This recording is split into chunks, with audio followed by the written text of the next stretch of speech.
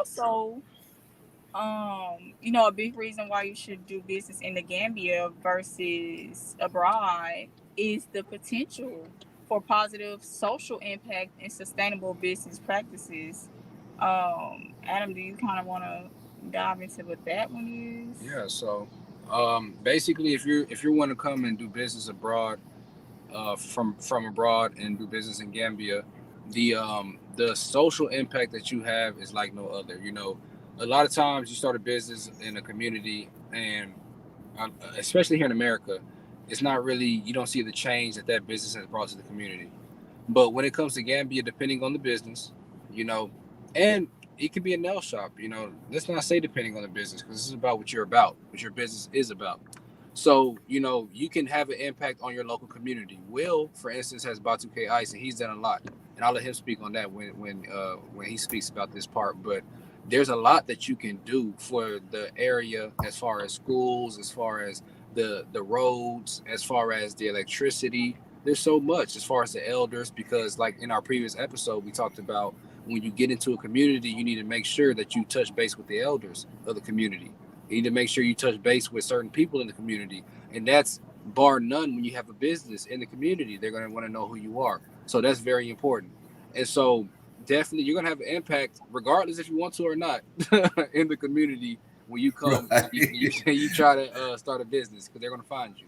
Now, besides that, the business practice is part of it. And this is Mzadi. She is into, like, I guess she's in a field where she develops people in the workforce into that workforce, integrating them, getting them acclimated and stuff like that. So when you Wow. talk about developing business practices, that's directly related to that field. Where in the Gambia, it might be certain things that you'll experience coming from abroad that you'd be like, oh, that could be tweaked, a little bit here or there. That could be Right. revamped here or there. Or they just need an Right. operations manager, and they'll never run out of chicken. And so there's a lot of different things, that you can do, and those little positions like that is where the business practices can be upgraded and can be altered. Now, you don't want to go in there and try to change their religious practices, change, what times they want to come in and change. You don't want to do all of that. That's not what we're here to do. What we're here to do is we're here to amalgamate and create something new. We're not here to change, to say this is what we do. We're not here to take what they do and say this is what they do. We're here to put it together and create something a completely new tree. So that's what I believe, as far as the potential as far as that goes, and the practices growth. Right. Oh yeah. Oh yeah. So real quick, right? So what I learned as a new business owner in my first, man, I want to say 90 days, right? So you're so involved with your business and your planning and your execution, and you're just, it must be this way and I gotta do it like this, and it's da da da da da and da da da, this is how it should be done, da da. And then you get to Gambia, okay? And then no, my brother, no, my brother, you know what I'm saying? Whole different So world. right, and so that slows down. So logistics slows down. Um, and how they do things slows down. First thing I had to learn, and okay, I'm like, okay, now I'm ready to hire people. I'm ready to get going. I'm ready to do this. I'm ready to have the grand opening, blah blah blah. So then you figure out that essentially, as a business owner, especially somebody from the diaspora, that's repatriate, however you want to synonymize it, right? Yeah. So, but you realize that in the Gambia, and it's just being what it is, you really only have a 4-day work week, right? And that's just what it is. There's no knock. That's just what it is. And respectfully, Friday is a day of prayer across the board in the Gambia, and you will not, and you should not ever, as a business owner, disrespect the local culture and what they do in regards to how they handle their business culturally and religiously. It's not your place. It's not your business. And if you just happen to be Muslim or practicing Muslim, then okay, that's what it is. You jump right on in. They are very welcoming people, by the way. So, um, but I find because I was like, my first Friday on the ground at the shop, I was like, so it started. I think they started walking and gathering at the mosque about, I want to say 11 o'clock, 11:30, right? And I was like, uh, I know you lying. Where y'all Oh, going? Right? And so one of my managers pulled me to the side. He said, look, let me talk to you. Let me talk to you. I said, what's going on, Musa? What's going on? And he was like, Friday prayers. And I said, huh? I said, so let me get this straight. Everybody praying? everybody. And listen, and I don't want anybody to really take my laughter for disrespect or anything. I absolutely support and respect the Muslim culture and the culture inside of Gambia of all the tribes, whatever it is they do, that's their business, right? Um, and I'm just saying, you really got to understand what's going on in the Gambia. You have to be on the ground because there's some things that just don't apply to your cultural understanding in America. They just don't apply to you, right?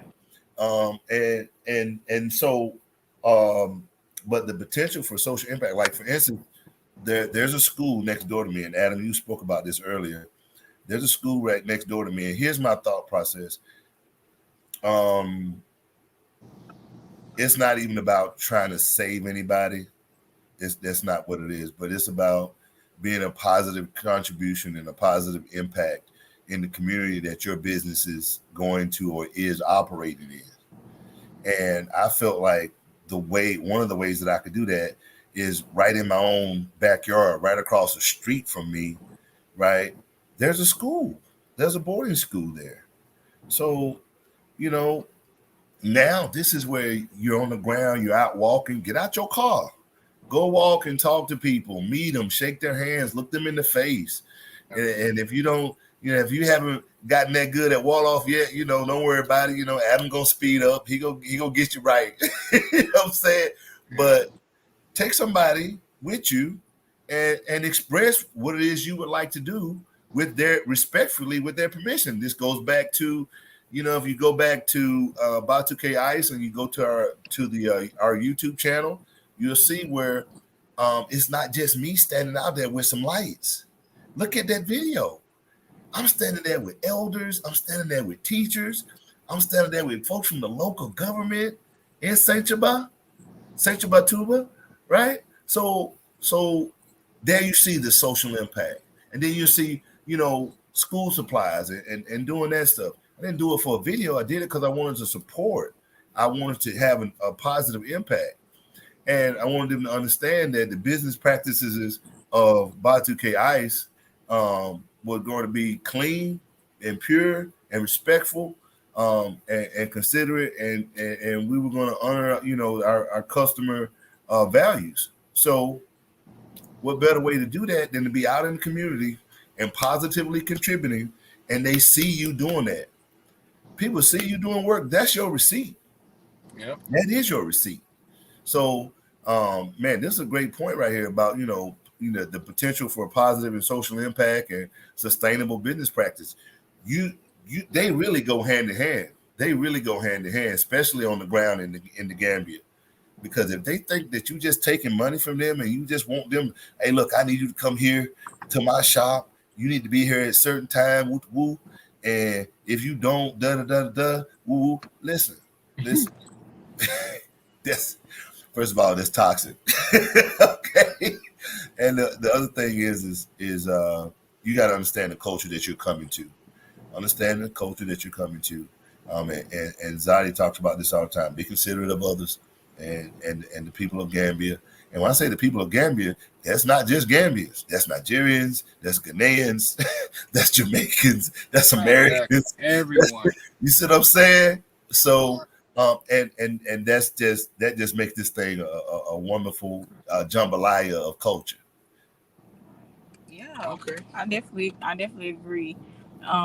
You know, guys, one of the biggest takeaways that we want y'all to take away from this topic specifically is that doing business in Gambia versus abroad is doing business for your people and with their people. So it's definitely what we want y'all to take away from that one.